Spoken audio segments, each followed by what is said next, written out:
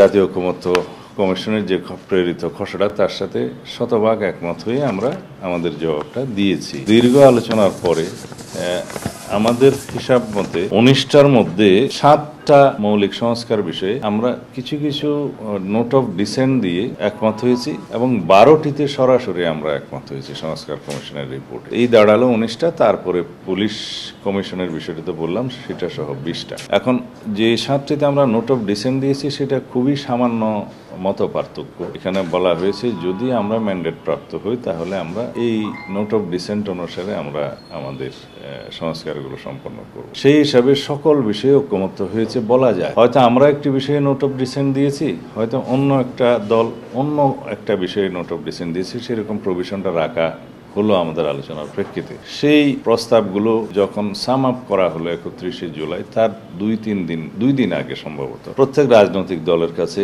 জাতীয় ঐকমত্য কমিশনের পক্ষ থেকে একটা জুলাই জাতীয় সনদ 2025 খসড়া এই নামে 4 পৃষ্ঠার একটা খসড়া প্রত্যেক রাজনৈতিক দলের কাছে প্রেরণ করা দেখেছি। সেটা পত্রিকাতেও প্রকাশিত হয়ে গেছে, বিভিন্ন সোশ্যাল মিডিয়াতেও দেখেছি। এটা ভালো, যাতে জাতি জানুক যে কি প্রক্রিয়া কি কি বিষয়ে ঐকমত্য হচ্ছে। কিন্তু এই খসড়া প্রস্তাবে মূলত আমার হাতে আছে, আমি আপনাদেরকে দেখাতে পারি। এই 4 পৃষ্ঠার মধ্যে শেষ পৃষ্ঠাতে আছে 3 নম্বর পৃষ্ঠায় যে সমস্ত প্রতিশ্রুতি অঙ্গীকার প্রদানের জন্য রাজনৈতিক দলগুলোর কাছে আহ্বান করা হয়েছে, সেটা অঙ্গীকার নামাটা 3য় পৃষ্ঠায় আছে এবং 4র্থ পৃষ্ঠায় আছে এখানে দস্তখত বা সই কারা করবে বিভিন্ন রাজনৈতিক দলের নেতৃবৃন্দ, প্রতিনিধিদের স্বাক্ষর, জাতীয় ঐকমত্য কমিশনের সদস্যদের স্বাক্ষর, সর্বশেষ স্বাক্ষর হচ্ছে জাতীয় ঐকমত্য কমিশনের সভাপতি, অন্তর্বর্তীকালীন সরকারের প্রধান উপদেষ্টার স্বাক্ষর। এই কাগজটা, এই খসড়াটা, তার উপরে কোন রকমের মতামত আছে কিনা, সংশোধনে আছে কিনা সেটা জানতে চাওয়া হয়েছিল। আমি 30 তারিখেই এটা আমাদের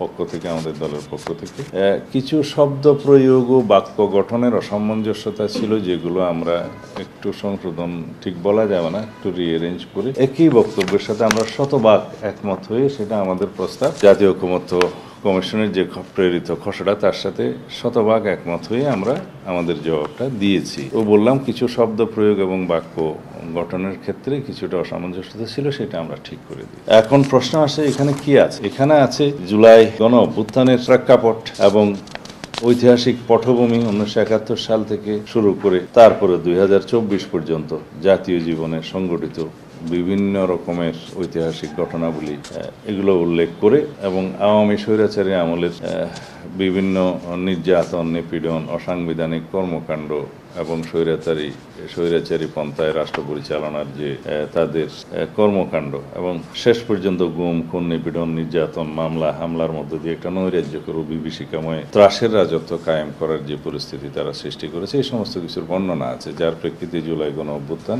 জাতীয় জীবনে সংগঠিত হয়েছে। এগুলো হচ্ছে ঐতিহাসিক পটভূমিকা। তারপরে সংস্কার কমিশন গঠন হলো এই সরকার প্রতিষ্ঠিত হওয়ার পরে। তারপরে সংস্কার কমিশনের কর্মকাণ্ডের মধ্য দিয়ে একটা জাতীয় ঐকমত্য কমিশন গঠন হলো। জাতীয় ঐকমত্য কমিশনের যে কার্যক্রম আমি আগেই বলেছি, কতগুলো বৈঠক হলো, কিভাবে আলোচনা হলো এবং কারা কিভাবে পরামর্শ দিলেন, এইভাবে এই বর্ণনাগুলোর পরে তারা বলছেন যে রাজনৈতিক দলগুলোর সঙ্গে প্রথম পর্যায়ের আলোচনা শেষ করে কমিশন অগ্রাধিকার ও গুরুত্বপূর্ণ বিবেচনায় মোট 20টি বিষয় নিয়ে রাজনৈতিক দলগুলোর সঙ্গে দ্বিতীয় দফা আলোচনায় মিলিত হয়, যেটা 31শে জুলাই সমাপ্ত হয়েছে। এই প্রক্রিয়ার ফলশ্রুতিতে নিম্নলিখিত জুলাই জাতীয় সনদ 2025 রচিত হয়। সেটা ওনারা রচিত হয় লিখে দিয়েছেন, তার মানে যে সমস্ত বিষয়ে ঐকমত্য হয়েছে সেটা এখানে ধারণ করা হবে, সেটা মনে রেখেই তারা বলেছে।